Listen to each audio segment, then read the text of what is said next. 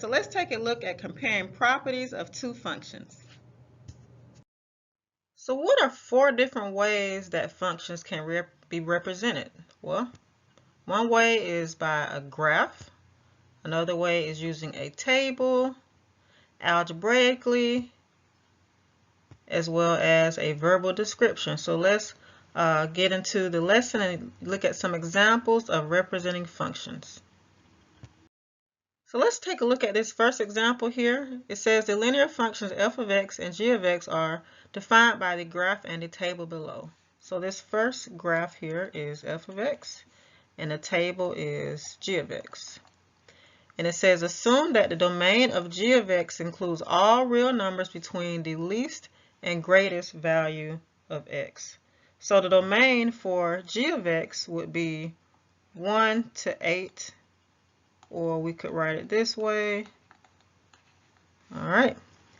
So let's look at the first problem here. It says for A, find the value of f of x when x is 1. So we're looking at f of x here.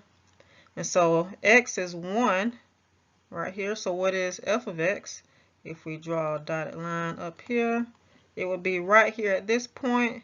And this point is at 25. So we could say that f of 1 equals 25. Because when x is 1 right here, our f of x, or our output, would be 25. Let's look at B. It says find the value of g of x when x is 1. So x is 1 right here. So g of x would be 35.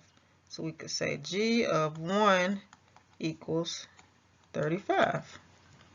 Let's take a look at C. It says find the slope of the line represented by f of x. So rise over run, I'm going to pick 2 points. If I pick this point and this point, make sure you pick them on the intersecting lines. I always start at the point closest to my left. It's just easier. And then I go up or down. Since I have to go down to get to the second point here. And the graph over here is going by 5s.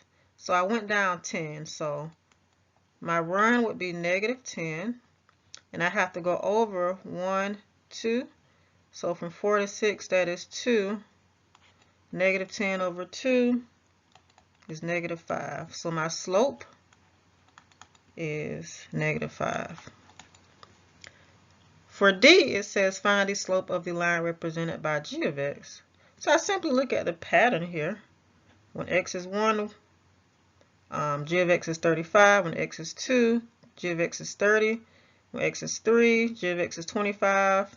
So my pattern here is that it is decreasing by 5. So my rate of change would be 5, which is my slope here. And for E, it says how are f of x and g of x alike and how are they different? Well, we could say that the two functions have the same slope. So they have the same slope. And how are they different? We could say they have different initial values. All right. The initial value here is at 1, and the initial value here is at 1. Well, they have different initial values right here and here. So not 1, 25 and 35. All right. And so we have compared these two functions here. So let's take a look at example 2 here. It says a rainstorm in Atlanta lasted for 2.5 hours or 2.5 hours, during which it rained at a steady rate of 0.5 or half an inch per hour. This situation can be modeled with a function where a of t represents the amount of rain that fell in t hours. So let's call this function 1. And next, it says the graph on the right shows the amount of rain that fell during a rainstorm in Knoxville, K of t in inches as a function of time, in hours. So let's call this function 2. So let's look at A. It says, which city had the most rain during the given periods? Justify your answer. So the given period for Atlanta was 2.5 hours, and it rained half an inch per hour. So if we multiply 2.5 times 0.5, that gives us 1.25 inches. So Atlanta had 1.25 inches of rain, and Knoxville had 5 inches of rain, because it stops here after 2 hours at this point here. And so when it's 2 hours, it stops at 5. All right. So therefore, it rained more in Knoxville. Let's look at B. Which city had a heavier rate of rain? So the rate for Atlanta is 0.5, because it says the rate is 0.5 inches per hour, which is less than 2.5, the slope of KFT. So if it rained 5 inches in 2 hours, right, it would have have rained 2.5 inches in 1 hour. Or we could simply find the slope of this graph, and this slope is 5/2. If we count up, 1, 2, 3, 4, 5, my rise is 5, and then my run is 2. So 5/2 is 2.5. So remember, the rate is the same as the slope. All right, so therefore it rained more per hour in Knoxville than it did in Atlanta. So Knoxville is 2-0. All right. Next, which city experienced rain for the longest period of time? So here, Atlanta, 2.5 hours, right? The domain of Knoxville was 2 hours, because it stopped here at 2 hours, right? So Knoxville is 2 hours. Atlanta, it rained for 2.5 hours. Therefore, the storm lasted a half hour longer in Atlanta than it did in Knoxville. So we have analyzed these two functions. All right, so let's take a look at our last example here. It says Grace works from 10 to 20 hours per week while attending college. She earns $9 per hour. Her roommate Frances also has a job. Her pay for T hours each week is given by the function f of t equals 10 times t. Okay, so remember that t is time.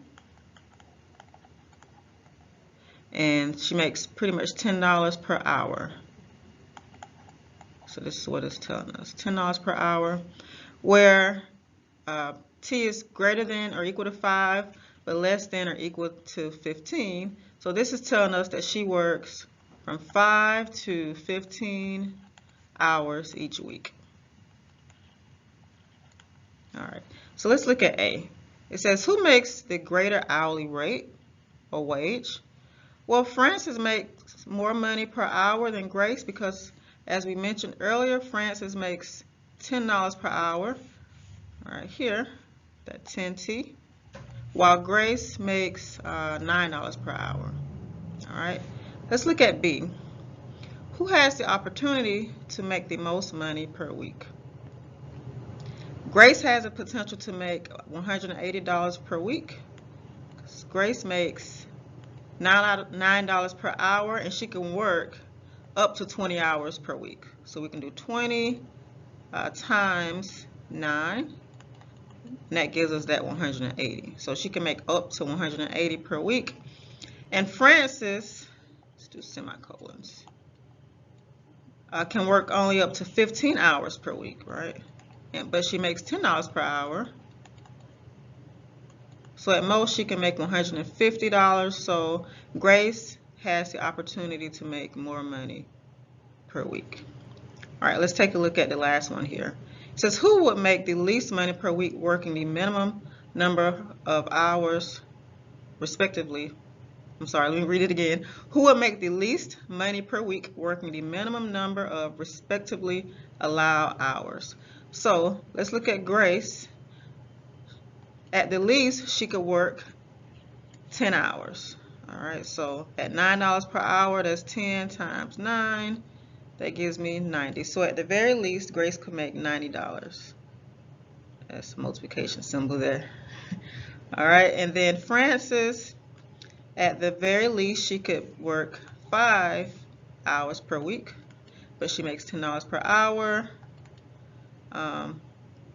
So she can make at least $50 per week.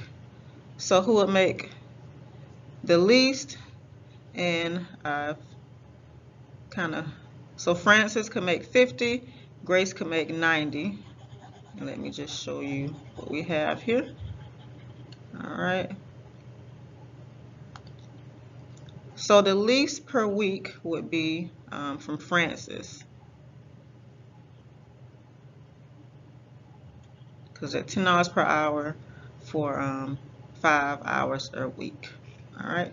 So we've analyzed these two, or compared these two functions. All right, so we've reached the end of our lesson. I want to thank you for learning with me. Some related videos are functions, writing functions from verbal descriptions, and graphing a line in slope-intercept form. If you haven't already, please like, comment, share, and subscribe. And again, I want to thank you for learning with me.